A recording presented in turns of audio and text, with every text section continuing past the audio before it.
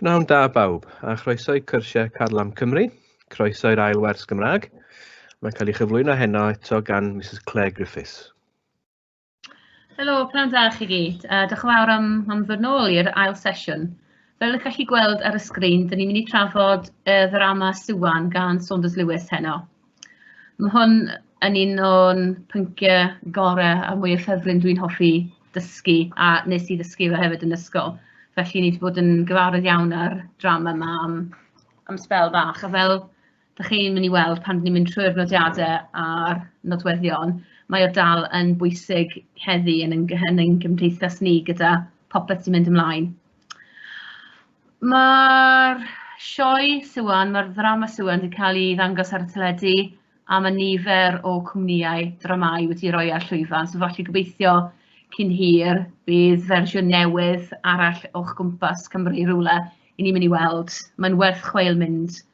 Mae wahanol ffyrdd o sôn am ddrama, trafod y ddrama, ac fel dwi'n newydd dweud, mae'n holl bwysig i'n gymdeithas ni heddiw. Reit, cronodeb bach iawn i ddechrau. Fel ydych chi'n gwybod, mae Sesiwn yn Ffrancus, so mae'n dod draw o Ffrainc, a ferch i'r Brenin John sy'n mynd i priodi Llywelyn, Tywysog y Gwynedd ar y pryd, a hynny am resymau gwleidyddol yn bennaf. Mae gwahaniaeth oedran o byty 22 mlynedd rhwng y ddau, a mae hwn yn eitha arferol rhwng priodasau urddasol a priodasau yn y teuluoedd brenhinol neu teuluoedd tywysogion. Maent yn cael 4 blant, sef 3 merch ac 1 mab, ac yn sefydlu teulu brenhinol sy'n reoli Gwynedd a rhan fwyaf o Gymru. A fel chi'n gwybod, oedd tiroedd yn newid o wahanol arglwyddi yn ôl pwy oedd yn berchen beth, pwy oedd di ymladd, pwy oedd di ennill, pwy wnaeth marw a pwy wnaeth cymryd drosodd. So mae'r tiroedd yn newid dim bach yn ystod y cyfnod yma yng Nghymru ac yn Lloegr hefyd. Mae Llywelyn yn trefnu bod Dafydd, sef ei fab, yn diweddio a merch Ffrancwr Gwilym Brewis, sydd yn arglwydd ar diriogaeth Brycheiniog, sydd yn agos iawn at diriogaeth Llywelyn. Tra mae'r trefniadau yn mynd ragddynt, mae Sesiwn yn godynebbu gyda Gwilym, ac mae Llywelyn yn dod i wybod am yr ydyneb. Yn lwcus i Sesiwn mewn ffordd, mae'n cael ei cosbi ac mae hi'n carcharu am flwyddyn. Ond di Gwilym ddim o'r lwcus, mae o'n cael ei grogi. Ac fel ydych chi'n gweld gyda Harry Rwythford, dyw brenhinoedd ac arglwyddi weithiau dyn nhw ddim yn gadael ei godynebbu i fynd, so oedd Sesiwn yn lwcus iawn i cadw ei fywyd. Ac wrth i'r ddrama dod i'w therfyn, ceir cyfaddawd yn esmwyth rhwng Llywelyn a Sesiwn, eto am resymau gwleidyddol ac am cael sefydlogrwydd gyda Gwynedd i par ymlaen i cadw'r tiroedd yn teulu ynddo fe. Mae hwn yn eitha arferol hefyd yn yr amser ni, ac felly mae'r themau eitha cyffredinol mewn ffordd yn y dramâu ac hanes Cymru a Lloegr ar y pryd. Reit, cefndir hanesyddol, mae hwn eto yn holl bwysig ac mae Saunders Lewis fel dramodwr yn disgwyl chi gwybod nifer o'r cefndiroedd hanesyddol, y pwyntiau hanesyddol, i chi deall beth mae Sesiwn yn ei wneud, beth mae Gwilym yn ei wneud, a hefyd beth mae Llywelyn yn meddwl ac yn gwneud. Oherwydd dyw'r cymeriadau ddim yn esbonio sefyllfa hanesyddol, mae'n disgwyl i chi cael y gwybodaeth yma o flaen llaw. Felly, dyma'r pwyntiau mwy o pwysig sy'n gyfaddawd ar ddrama yma. Reit, ni'n mynd i edrych ar statws Cymru a Lloegr yng nghyfnod y ddrama. Felly, chi'n gwybod, yn 1066 daeth y nomaniad o Ffrainc i Loegr ac yn gorestyn y Sacsoniaid. Ac roedd yr uchelwyr a'r werin Sacsonaidd wedi cael ei gorthrymu a'i trin yn eitha wael gan y concwerwr.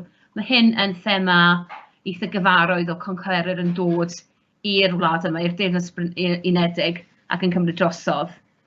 Mae'n eitha gyfarwydd ym mhob rhan o'r byd ac ym mhob hanes y byd lle mae goresgyn wedi cael ei wneud, wedi cael ei ddigwydd, ac felly chi'n gweld hwn yn aml, nid peth newydd ydy hwn.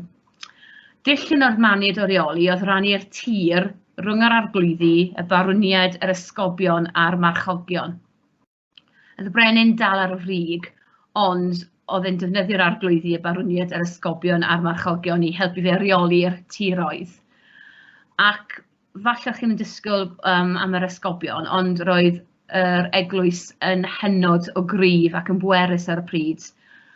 Ac dros y 500 mlynedd, bron 400 mlynedd o'r Normaniaid hyd at y Tuduriaid, oedd yr ysgobion yn bennaf yn tyfu eu pŵer ac o'n nhw'n dod â nifer o arian y tiroedd i edrych ar ei ôl nhw. Ac felly, oedd Harri'r Wythfed wedi cael digon, a na un o'r resymau oedd wedi cael gwared o nifer o'r eglwysi a'r esgobion pan oedd wedi dod yn frenin. Oedd e'n meddwl bod yr eglwys hefyd yn rhy bwysig ac oedd gormod o arian gyda nhw ac oedd e ddim yn hoffi hwnna chwaith. Ond dyma lle oedd yn digwydd di dechrau. Bydd arglwyddi a'r barwniad yn bennaf, bydden nhw'n cefnogi'r brenin trwy talu trethu iddo fo, ac yn darparu dynion o'i hardal ar gyfer byddinodd pan ddeu yr rhyfel. Na beth oedd y tal, oedd rhaid nhw anfon dynion i ymladd dros y brenin, neu bod y brenin yn cymryd y tir a'r arian a'r teitlau i ffwrdd. Felly, oedd teulu Sŵan yn teulu Normanaidd, ac felly bob pwrpas Ffrancus oedd hi. So oedd hi dod tyfu fyny gyda'r traddodiadau Ffrancoedd, a wedyn dod draw i Gymru yn y ddrama i priodi Llywelyn. Oedd hyn yn dull arferol i ferched ar y pryd, fel dwi'n mynd i sôn yn y sleid nesaf. Oedd dim llawer yn rwystro ambell farwn rhag meddiannu rannau y dir gan farwn cyfagos bob awr ac yn y man. Oedd hyn yn digwydd yn flynyddol, oedd tiroedd yn ehangu ac yn lleihau. Ac os oedd y brenin yn bardu dderbyn hynny, oedd un arglwydd neu un barwniad yn fwy am sbel, a wedyn os byddai'n marw oedd yn dibynnu ar cryfder y mab, neu os dim meibyd oedd y gwbl, byddai tir yn cael ei wahanu rhwng pwy bynnag oedd yn agos iddo fo. Enghraifft, mae enghraifft o hyn yn y ddrama, lle mae Sŵan yn trafod sut i achub Gwynedd gyda Llywelyn yn y trydydd act. Felly, byddwch chi'n gweld fyna beth yw meddylfryd y Normaniaid. Ac fel hyn oedd y gymdeithas yn gweithio ar y cyfnod, oedd dim byd wahanol neu ddrwg amdani na beth oedd y statws cyffredinol i bawb oedd yn y chelwyr yn y cymdeithas. Reit, dyma lle mae Saunders Lewis yn rhoi lot o bwysau, sef priodas y bywyd cyffredinol. Mae priodas ynghlwm ar cefndir hanesyddol ac yn enwedig gyda bywyd a dyfodol merch fel Sŵan neu unrhyw merch arglwydd neu merch brenin. O'n nhw'n tyfu fyny yn gwybod bydden nhw'n cael eu priodi oherwydd resymau gwleidyddol. Oedd dim dewis gyda nhw o gwbl, dim. Na beth oedd nhw'n disgwyl i wneud, nhw'n priodi a cael plant ar gyfer i gŵr newydd, i ehangu'r teulu, wneud yn siŵr bod y teitl a'r gwlad, a'r tir, a'r arian yn aros o fewn y teulu. Ac fel oedd Harri'r Wythfed yn dangos yn oes y Tuduriaid, bai y fenyw oedd os ydych chi ddim yn cael bechgyn fel plant. Oedd merched yn iawn, oedd nhw'n ddefnyddiol, ond oedd pob brenin a pob arglwydd eisiau lot o fechgyn fel plant i ddechrau. Reit, oedd pobl, y dynion a'r merched yn gallu briodi'n 4 ar 10 oed. Oedd hwnna'n berffaith normal yn yr amser ni, ac felly roedd hi'n bosib beichogi a cael plant yn enwedig gyda'r menywod o 4 ar 10 oed, so blwyddyn 9 yn ysgol. Ac mae enghraifft eto gyda'r Tuduriaid, oedd mam Harri'r Seithfed, Harri Tudur, mi oedd hi yn 14 oed pan oedd Harri'r Seithfed cael ei eni. So oedd yn traddodiad, oedd yn para hyd yn hyn yn yr oes Tuduriaid, sef 400 mlynedd nes mlaen. Cytundeb gwleidyddol rhan fwyaf oedd y priodasau yma a chyfreithiol. Oedd yn priodas i uchelwyr yng nghyfnod y ddrama, oedd cariad y ramant yn ffactor llawer llai pwysig. Weithiau oedd ddim cariad y ramant o gwbl. Oedd dim dewis gan y ferch pwy oedd ei thad yn dewis, oedd ddim dewis gyda'r mam chwaith. Y tad oedd yn penderfynu pwy oedd y merch yn mynd i briodi. Enghraifft pwysig o hwn yw priodas tad Gwilym gyda merch Sŵan a Llywelyn, gwladys ddi. Oedd hi'n faban ar hyn pan gath i dyweddio, Oedd hwnna yn traddodiad eitha cyffredin hefyd, ac roedd y plant yn dechrau nabod ei gilydd, ond dyn nhw ddim yn cael priodi nes bod y merch yn 40 oed, a wedyn o'n nhw'n byw gyda'i gilydd fel gŵr a graig. Roedd yn eitha cyffredinol hefyd fel Sesiwn a Llywelyn o cael gap mawr yn yr oedran, ac fel arfer oedd y dyn wedi tyfu fyny ac oedd gap o rhyw 10-20 mlynedd yn perffaith normal yn y pryd ni hefyd. Bysa'r rhan fwyaf o bobl cyffredin yn oedran y ddrama yn marw yn fuan wedi iddynt gyrraedd 35 oed, so oedd bywyd ddim yn rhy hir o gwbl, yn enwedig i'r pobl cyffredin. Mae Sesiwn yn 35 oed yn ystod y ddrama, a phan ddywyd hi wrth Llywelyn yn act 3, na fydd hi fyw llawer yn hirach, gweld ni bod yn deall pa mor fyr oedd bywyd pobl yn ei chyfnod. Yn y ddrama hefyd, mae Llywelyn yn ddyn cymharol hen, so oedd Sesiwn yn 35, oedd e'n 57 mlynedd oed, ac i dyn yn yr oes y ddrama, mae hwnna'n hynod o wych. Ac maen nhw'n meddwl, mae Saunders Lewis yn meddwl, neu'n trio esbonio, maen nhw'n credu oherwydd i oedran fe, oedd e'n uchelwr falle, a iechyd a'i bwyd gwell wedi dangos hyn oherwydd oedd wedi cyrraedd 57 mlynedd oed. So oedd e'n dyn lwcus iawn, os oedd e ddim yn marw'n ifanc o rhyw fath o salwch neu gwaith caled a bywyd caled, oedd uchelwr hefyd ddim os nhw'n ymladd hefyd, so oedd hwnna'n ffordd arall o farw'n eitha ifanc hefyd. So dyn lwcus iawn oedd Llywelyn mewn ffordd gyda'i oedran. Reit, nodweddion sydd hefyd yn bwysig i ni.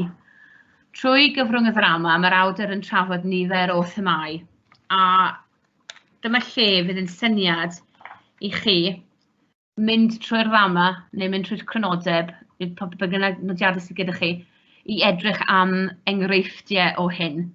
Mae'r enghreifftiau yn hynod o bwysig i chi gallu trafod yn cwestiwn yn yr asesiad neu'r aroliad beth sydd angen a'r dyfnodau'n holl bwysig wrth gwrs gyda'r ddrama.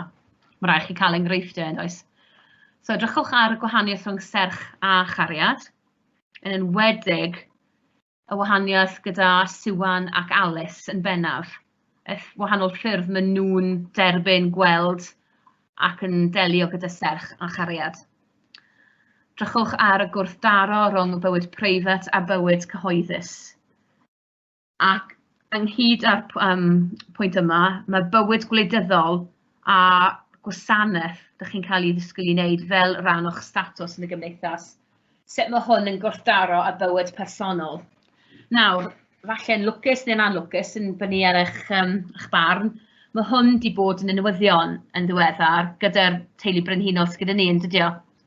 Mae yna gwrthdaro wedi bod rhwng bywyd preifat a bywyd cyhoeddus, pa un sy'n iawn, pa un sy'n cael y mwyaf o bwysau, a hefyd y bywyd gwleidyddol yn enwedig y gwasanaeth, Services Universal oedd yr dyfyniad a ni wedi cael o'r cyfweliad, ynddo. Gwasanaeth sy'n gwrthdaro bywyd personol, beth sy'n dod yn gyntaf, yfe heddi chi'n cael mwy gyda'ch bywyd personol, mae gwasanaeth yn dod yn ail, neu os chi'n priodi mewn i teulu fel teulu brenhinol neu teulu arglwydd, enwedig os merch ydych chi i mewn i'r priodas, a chi'n ymuno gyda'r teulu, beth sy'n dod yn gyntaf, beth mae rhaid i chi roi fyny. Yn amser y ddrama, oedd y bywyd personol yn dod reit yn y cefn. Hyd yn oed heddi, falle bod mae bywyd personol yn fwy pwysig i ni, faint o gwasanaeth sy'n gwrthdaro neu'n tarfu ar draws eich bywyd personol. So mae hwnna'n eitha cyffredinol nawr i feddwl amdani, ynddo fe? A hefyd, beth allwch chi ddweud i gymharu beth o Saunders Lewis yn sgwennu amdano trwy 60 mlynedd yn ôl, yn dweud gyda'r ddrama, a wedyn mynd nôl mlaen at 1225 lle mae'r drama wedi cael ei osod. Mae'r un pynciau dal yn bwysig i ni, yn enwedig i'r menywod, cos nhw sy'n gorfod rhoi y mwyaf i fyny, hyd yn oed Sesiwn neu Megan enghraifft, ynddo fe? Ydy hwn yn iawn? Ydy o ddim yn iawn? Fyny chi, ynddo fe? Ond mae'n ffordd o deall beth oedd Saunders Lewis yn sôn amdani. Nodwedd pwysig iawn di hynna, fi'n credu. Ac eto, rhaid chi gofio taw ffuglen yw'r ddrama. Bod digwyddiadau'r ddrama wedi seilio ar ddigwyddiadau hanesyddol, nid darn o hanes yw'r drama. Heddi, nid darn o ddrama yw'r hanes. Ydy hwnna dal yn bwysig? Be ydych chi'n feddwl? Mae'n dibynnu pwy ydych chi'n credu a edrych ar y nodweddion hanesyddol. Maen nhw dal yn bodoli, yn dydyn nhw. A felly hefyd y cymeriadau. Ffrwyth dychymyg Saunders Lewis yw'r cymeriadau, a hefyd y modd y maint yn ymddwyn yn y ddrama. Ond sut oedd Saunders Lewis yn rhagweld, falle, beth sy'n digwydd a beth sy'n dal yn bwysig i ni heddi, ynddo fe?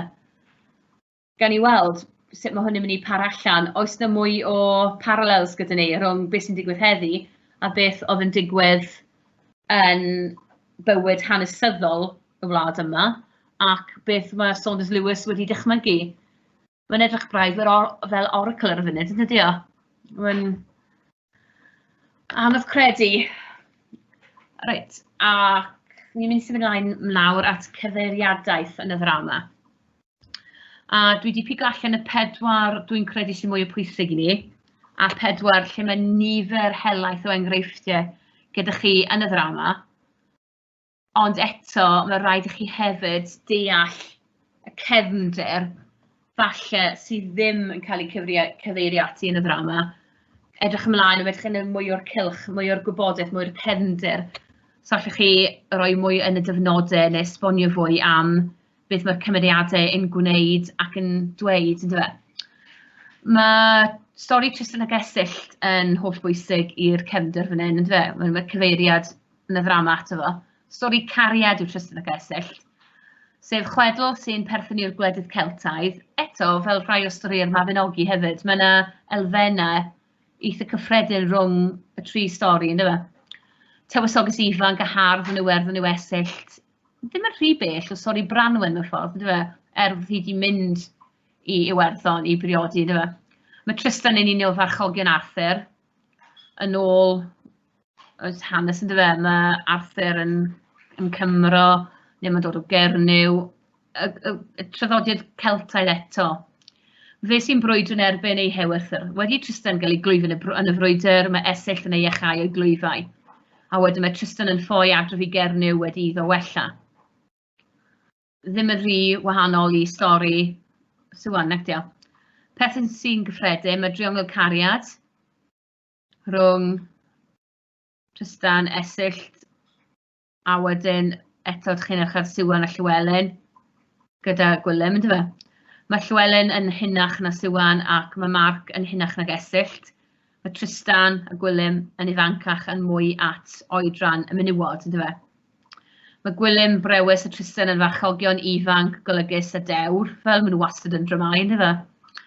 Mae Esyllt yn gwella Tristan a mae Sesiwn yn neud un fath i Gwilym. So mae cyffyrddiad, mae gofal, a mae hwn yn gallu fod yn bwysig iawn pan chi'n meddwl taw serch a rhamant a rhyw yn dod i mewn iddo, ynddo fe. Mae Esyllt hefyd yn fenyw sydd â ymenydd ei hun, mae hi'n gallu feddwl am ei hun, a mae mwy o ryddid gyda hi hefyd, fel mae Sesiwn yn cael wneud. Mae'r ddwy stori yn dangos sut mae'r cymeriad yn ildio i serch a'i teimladau cryf at ei gilydd, a lle mae'r gŵr y ddwy fenyw i ffwrdd, neu mae yna wahaniaeth, a mae yna llai o bersonoliaeth a rhamant rhyngddyn nhw, so mae lle i teimladau newydd dod i fewn, a mae'r menywod yn maen nhw'n teimlo bod rhywun i angen nhw hefyd. Mae hwn yn gallu fod yn emosiwn pwerus iawn. Maen nhw hefyd yn sôn am Marie de France, y darnau sy'n cael ei canu gan Alice a Sesiwn yn ddrama, so bydd Sesiwn yn nabod y stori a'r geiriau a'r caneuon o'i Flint yn dod a tyfu fyny yn Ffrainc, ynddo fe. So oedden nhw'n eitha gyfarwydd iddi hi. Pwynt arall ydy Calan Mai a'r Fedwen. Sef yng nghyfnod y Celtaidd yng Nghymru a Phrydain, oedd Calan Mai yn cyfleu i ddathlu dyfodiad yr haf a'r ffrwythlondeb, a mae ffrwythlondeb yn nodwedd pwysig iawn oherwydd cael plant a wneud yn siŵr bod y llinell yn para ymlaen yn wedig gyda nifer o fechgyn. So ffrwythlondeb y tir, ffrwythlondeb natur a ffrwythlondeb phobl, sef y menywod y bennaf, yn bwysig iawn, nhw gyd yn nghlwm wrth ei gilydd. Mae Llywelyn yn cymharu Siwan a Bedwen Arian yn act 3. Mae hwn yn bosibl oherwydd bod Siwan fel y Ddedwen yn fenyw hardd, yn osgeiddedig, mae Llywelyn yn tynnu'r gymhariaeth. Mae hi'n bwysig, mae pobl yn edrych arni, dilyn ni siampl ac yn edrych ymlaen wrth weld y Fedwen neu wrth weld Siwan, ynddo fe. Mae Calen Mai yn rhoi'n symbol o'r awr dyngedfennol. Hynny yw, yr amser perffaith pan fydd popeth yn dod at ei gilydd, y serch, y cariad, cyfle, y ryddid, ac wedyn, yn wedig yn act 3, maddeuant, cyfaddawd a dealltwriaeth. A mae'r triola yn dod gydag amser ac wrth edrych yn ôl, a falle pobl yn tyfu i fyny gyda'i personoliaeth a'i dealltwriaeth. Wisdom felly yn Saesneg, ynddo fe? Enghraifft, gwelais Siwan hefyd bleserau noson Calen Mai yn bell pan fydd yn y carchar y diwrnod colynol. So mae hi'n cael awr tyngedfennol iawn, a dim ond cofnodion wedyn sydd gyda hi yn wedig am y flwyddyn mae hi treulio yn y carchar. Ydy hi'n difaru? Falle, falle ddim. Cyfaddawd, maddeuant, mae digon amser gyda hi feddwl am beth mae hi wedi wneud yn ffisegol ac yn emosiynol hefyd. Mae San Francis hefyd yn symbol pwysig. O San Francis yn dod o Assisi. Oedd yn bachgen o dyn, oedd digon arian, digon o cyfleoedd, oedd e'n gwario ei amser yn yfed, yn dilyn menywod, ac yn jyst yn cael amser da dros ben. Ac oedd wedi cael gweledigaeth, ac oedd wedi sylweddoli taw bywyd Cristnogol oedd rhaid iddo ddilyn. Ac mi oedd pobl ar y pryd yn enwedig oherwydd ar amser oedd pawb yn pybyddiol, yn Catholig, ac roedd yr eglwys yn rhan bwysig o'i fywyd. Fel arfer, oedd yr ail neu'r trydydd merch yn y teulu yn mynd i mewn i'r eglwys ac yn treulio ei amser yn gwasanaethu Duw mewn un o'r nunneries, ynddo fe. Ac mae St Francis yn bwysig iawn i'r ddrama yma. Oedd wedi sefydlu urdd o fynachod a dilyn reolau Cristnogol clir. Oedd yn gwisgo wisglwyd ac oedd yn byw bywyd tlawd tu hwnt. Gwneud cymaint o posib i helpu pobl oedd y dim gyda nhw yn y gymdeithas, pobl cyffredin. Yn sicr, mae tebygrwydd rhwng Francis a Gwilym fel mae Siwan yn nodi yn act 1. Y gwahaniaeth yw bod Francis wedi cefnu ar pethau melys bywyd mwyn byw bywyd gwell, a bod Gwilym yn ymdrechu i fwynhau y pethau hyn cyn gymaint o phosib. So, dyn ni ddim yn gwybod os fydd Gwilym yn cael troedigaeth. Mae'n amlwg, wel, wrth edrych ar ei ffordd yn bihafio, mae'n amlwg na fydd hwnna yn ddigwydd. Ac oedd Sir Francis yn wir wedi marw yn ôl hanes, jyst cyn dechrau'r drama yn 1226. So oedd e'n sant, oedd yn adnabyddus iawn o'r pryd, a dyn ni'n credu y pham oedd Saunders Lewis di dewis i roi yn y ddrama. Reit, symud ni ymlaen nawr at symbolau. Fel ym mhob drama, mynd nofel neu cerdd, mae'n y symbolau. A'r doi fwyaf pwysig sydd gyda ni ydy'r goron a'r gwely. Mae'r ddoi ynghlwm ei gilydd yn wir yn dydyn nhw. Mae Siwan yn ffindo'r goron yn flinder ar ddechrau'r drama. Wrth iddi wisgo, oedd rhaid i gorfod llywyddu'r nos, oedd ddim amser hi fwynhau ei hun ac yn rhoi'r ramant. Mae Alice mor ymwybodol ohono, so Alice cael amser bendigedig yn do. Ond y Siwan wedi ffindo, oedd hi'n methu mwynhau oherwydd oedd dyletswyddau gyda hi. Oedd hi'n gryn, oedd hi'n glwm gyda'r goron, taw symbol pwysig iawn yw'r goron. Symbol o status a chyfrifoldeb yw hi yn wir, ynddo fe? Ond, a mae hwn yn holl bwysig, rhywbeth sy'n ei chaethu o hi hefyd, a'i rwystro hi rhag wneud yr hyn mae hi'n ei dymuno i'w wneud. So fel mae'r dweud yn Saesneg, heavy lies the head that wears the crown, ynddo fe? Dio ddim mor wych i wisgo'r goron fel ydych chi'n ei feddwl. Teimlad cryf sydd gan Siwan oedd gan fi fwy o ryddid wedi iddi tynnu'r goron oddi wrth ei phen, A dyma pryd mae hi'n godinebu ac yn ildio a i'w dyheadau am nwyd y serch. Mae yna ddadl, os oedd Siwan ddim yn gwisgo'r goron, fydde hi wedi godinebu. Yfe'r wahaniaeth mawr yr emosiwn a'r rhyddid o cymryd coron i ffwrdd wedi creu mwy o siawns am y godinebu. Os oedd y wahaniaeth ddim yno, a'r gwacter rhwng y ddoi emosiwn, a fydd hi wedi mynd ymlaen gyda'r godinebu, mae hwn yn bwynt sydd werth meddwl amdani, bod does dim wir tystiolaeth gyda ni. Dychmygu gyda ni, mae'n rhaid i ni wneud yn does. Mae'r goron hefyd yn symbol o trefn a diogelwch. Dyn ni wedi gweld hwnna ar hyn o bryd gyda'n brenhines ni, ynddo fe? Yn ywedig beth sy'n digwydd yn y gymdeithas heddi ac yn y wasg. Pan ysodir y goron yn ôl ar ei phen ar ddiwedd y ddrama, gwelwn ni bod Siwan a Llywelyn wedi dod i ryw fath o gytundeb a bod Gwynedd yn debygol o gael ei hachub rhag dinistyr. Mae'n eitha clir pan oedd y godinebu digwydd a y goron o dan straen, oedd Gwynedd o dan straen, oedd y tir a'r arglwyddi a popeth ddim yn gweithio, oedd popeth yn dechrau chwalu. So os mae rhywbeth yn wael reit ar y frig gyda'r goron, mae hwnna'n tueddu casglu lawr yn is gyda'r arglwyddi a'r barwniad a'r esgobion, a wedyn y pobl gyffredin ei hun. So mae'n holl bwysig bod y goron yn sefydlog iawn ac yn gryf. Mae rai eto yn codi, ydy'r goron yn symbol o reolaeth Llywelyn dros ei wraig? Fel mae'n chyfrifoldeb o gwisgo'r goron, ydy hynna'n ffordd o cadw Siwan dan reolaeth? Ydy e'n ffordd o ddangos iddi mae rhaid iddi dilyn y reolau, a does dim ryddid gyda hi, does dim dewis gyda hi. A mae hwnna'n codi gyda ni heddiw, ynddo fe, yn y wasg beth sydd wedi digwydd wythnos yma, a wythnos diwetha gyda'r cyfweliad yn y teulu brenhinol. Mae e dal yn broblem i ni feddwl amdani. Reit, y gwely.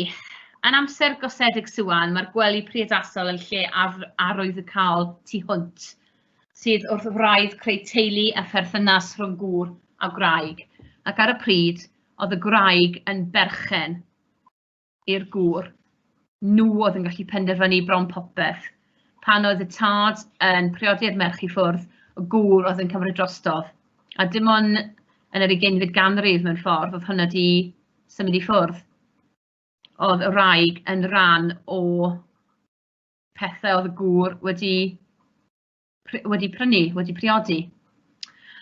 Yn fwy pwysicach, mewn teulu brenhinol, ceir yr elfen ychwanegol o greu lluniach enghraifft Harry Rwythwed, yn dweud, fe yw'r enghraifft fwyaf adnabyddus o cael bachgen i cario ymlaen y teitl, cario ymlaen fod yn frenin yn arglwydd.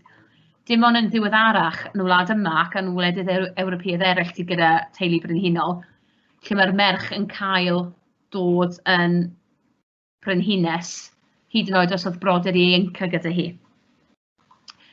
Llygr yr gwely priodasol trwy y dyneb yn ystod y Siwan, ac mae'r gwely yn troi'n symbol o fethiant y briodas, sydd yn symud ymlaen at fethiant falle y wlad ei hun, y tir a'r teitl yn dweud. Mae Saunders Lewis yn creu cysylltiad cryf tu hwnt rhwng methiad Llywelyn a Siwan i rannu'r gwely am flwyddyn, ac yn ystod y cyfnod hwnnw mae'r deyrnas yn mynd i argyfwng. Oedd rhaid i Llywelyn cosbi Siwan yn ôl i statws, ac oedd y flwyddyn o carcharu yn dangos sut oedd y wlad hefyd yn cael ei carcharu gan godinebu Siwan a emosiwn. A mae'n dangos bod y teulu brenhinol neu'r pobl sy'n reit ar y frig, mae'n rhaid nhw dilyn y reolau a falle bywyd personol, emosiwn, teimladau, dyn nhw methu roi mewn i reina, neu bydd pethau'n mynd o ddrwg i waith, fel mae'n dangos gyda argyfwng, gyda Gwynedd a'r gwleidyddiaeth sydd yn dechrau dinistrio popeth. A mae Saunders Lewis yn dangos oedd y flwyddyn ni yn holl bwysig i'r syniad yma, a dim ond pan oedd Siwan, oedd Llywelyn di maddau mewn fi i Siwan, a roi'r goron nôl iddi, oedd pethau'n dechrau mynd yn well i'r wlad. Ar ddiwedd act 3, ceir cytundeb clir rhwng Siwan a Llywelyn i rannu'r gwely unwaith eto, yn ffisiolegol ac yn symboledd. Bod y cytundeb rhwng y ddau yn amherffaith, a bod gan y ddau resymau dros beidio a dychwelyd i'r gwely gyda'i gilydd, Maent yn cytuno yn gwleidyddol ar lles y wlad a dros ben Gwynedd i wneud hynny. Oedden nhw wedi wneud y penderfyniad taw y tir a'r goron oedd yn fwy pwysig na'i teimladau personol, ac roedd y godynebau wedi digwydd, ond bydd hynna tu ôl iddyn nhw mewn ffordd. Mae'r gwely hefyd erbyn hyn yn symbol o obaith mewn ffordd. Dych chi'n gallu yn rhyw ffordd gweithio pethau allan. Oedd gobaith y ddau ohonynt yn ei perthynas falle ar ôl i'r ddrama diweddu, ond hefyd y gobaith bydd Gwynedd yn cael ei ddiogelu a bydd y teulu yn parhau, bydd y tir a'r teitl yn aros o fewn teulu Llywelyn. So mae hwnna i gyd yn clwm wrth ei gilydd ac yn hynod o bwysig. Chi'n methu wahanu'r gwely a'r goron a'r godynebau mewn ffordd. Mae'r tri yn mynd at ei gilydd a nhw'n clwm ac yn symud o mewn a mas ei gilydd hefyd. So drycha am enghreifftiau o lle mae Sesiwn a Llywelyn yn trafod reina hefyd, sut mae hwn yn gwrthdaro gyda Rhyddid Alice falle. Reit, ynghlwm oll gyda'r hanes yn y symbolau yma, mae disgwyliad cref Saunders Lewis wrth ddefnyddio eironi dramatig mwyn rhoi mwy o arfocad i ddigwyddiadau'r ddrama a'r hyn y mae'r cymeriadau yn ei ddweud. So eto, elfen ganolog iawn ydy'r eironi dramatig. Ac os chi'n mynd siŵr o'r dyfyniad, sut mae chi'n cael eich diffinio, mae eironi dramatig pan fydd cymeriad mewn drama yn dweud neu'n gwneud rhywbeth heb ddeall arfocad llawn ei weithred neu ei eiriau ynghyd destun y stori. Mae'r gynulleidfa dylsyn nhw fod yn ymwybodol o'r ydych chi wir yn mynd i gwneud hynna neu ddweud hynna? Ydy hynna hefyd yn mynd i tarddu'r dros y ddrama? Sut mae hynna'n mynd i newid y stori?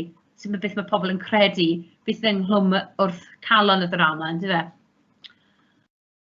A weithiau, does dim rhaid i Saunders Lewis na'r cymeriadau esbonio hyn, neu hyd yn oed cymeriad arall yn esbonio dros weithred un o'r cymeriadau wahanol. Cos mae hwnna yn tarddu dros y ddrama. Mae hwnna'n ynghlwm wrth eich dealltwriaeth chi o beth oedd fod digwydd a beth sydd wedi digwydd, a gwrthdaro. Dwi'n mynd nôl at y term yna, dyfynu, gwrthdaro rhwng y ddoi. Fel mae pwynt 3 yn dangos, mae'n disgwyl i chi wybod cynnwys y ddrama ymlaen llaw, ac felly byddent yn deall arwydd cael rhywbeth na fydda'r cymeriadau a'r llwyfan yn ei ddeall. Enghraifft, yn act 1, mae Sesiwn yn cyfeirio at Gwilym fel llanc tragwyddol i. Mae eironi dramatig yma oherwydd ein bod ni fel cynulleidfa yn gwybod bydd Gwilym yn cael ei ddienyddio yn ystod y ddrama ac yn marw yn fachgen, yn dragwyddol am byth, a na fydd yn cael byw i fod yn hen. Nid yw Sesiwn a Gwilym yn gwybod hyn, ac felly mae'r eironi yn yr hyn sy'n cael ei ddweud ganddi. Yn wedi pan nhw'n sôn am dyfodol a teimladau, dyn ni'n gwybod bydd dim byd wir yn tyfu o hwn oherwydd diwedd Gwilym yn fachgen. Reit.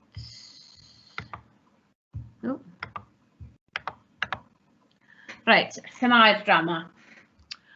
Serch a chariad, bywyd personol a bywyd cyhoeddus a dewisiadau. So, serch yw cariad corfforol a chariad yw chariad ysbrydol ac emosiynol.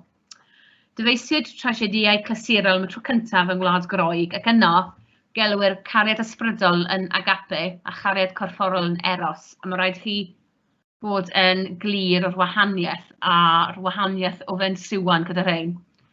Gwelir y tendra rhwng y ddoi yma yn dramâu clasurol fel Sîn o Carneil yn yr ail ganrif ar 15, a wedyn mae hwn wedi dylanwadu yn fawr ar waith Saunders Lewis, a chi'n gallu gweld hwn yn glir yn enwedig gyda beth mae Sesiwn yn gwneud.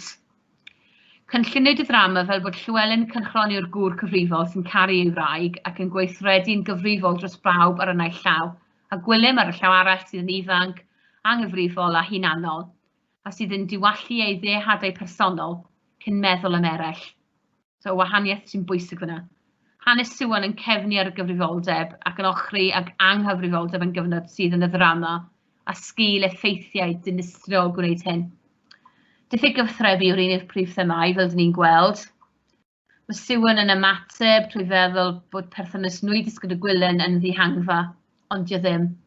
Jyst peth bach sydd drosodd yn gloi, ond mae'r effaith yn barhau am amser hir. Eto, dyn ni'n dod nôl at bywyd personol a bywyd cyhoeddus. Y deheniadau ar anghenion personol a phreifat. Y tyndra sydd rhwng y ddau beth trwy gyfrwng y ddrama. Mae Sesiwn yn teimlo baich bod yn fam, yn llysgenad ac yn wraig gyfrifol i arweinydd gwlad. So mae hwn yn tynnu arni. Ac eto mae parallels gyda gwraig Harry ar hyn o bryd gyda ni yn y teulu brenhinol ni. Ac yn dioddef am nad yw ei anghenion personol yn cael ei diwallu. So mae hwnna, mae bywyd personol yn gwrthdaro ar bywyd cyhoeddus. A mae'r dewisiadau mae hi'n neud yn ei fywyd personol yn creu effaith arswydus ac ddifrifol ar ei fywyd cyhoeddus yn dydio. Nid yw Sesiwn yn unig sy'n rhan o'r sefyllfa yma. Mae Llywelyn hefyd yn ffindio'n anodd i rannu bywyd personol a bywyd ei cyhoeddus fel arweinydd. Dewisiadau sy'n bwysig. Dewis godynebbu Sesiwn y Gwilym, crogi Gwilym ydy dewis Llywelyn. Llywelyn a Sesiwn yn dewis dod nôl at ei gilydd. Ffindwch dyfyniadau i cefnogi'r pwyntiau yma, os gwelwch yna. Mae angen i chi fod yn awyddus i ddangos lle mae rhain yn ddod ac yn gyfrifol i ffindo nhw hefyd. Mae rhain yn holl bwysig. A wedyn unigedd, a mae hwn yn dod at y bywyd personol a'r bywyd cyhoeddus yn dyfa. Bod diffyg cyfathrebu yw'r un o'r brifau themau, nid Cymraeg yw Sesiwn, mae'n Ffrancus, falle bod e'n unig o fewn Nghymru, ac os mae Llywelyn yn brysur, mae'n unigedd fyna, neb yn helpu hi, does dim teulu, eto, parallels enfawr gyda beth sy'n cael ei ddweud gyda'r teulu brenhinol ni ar y funud.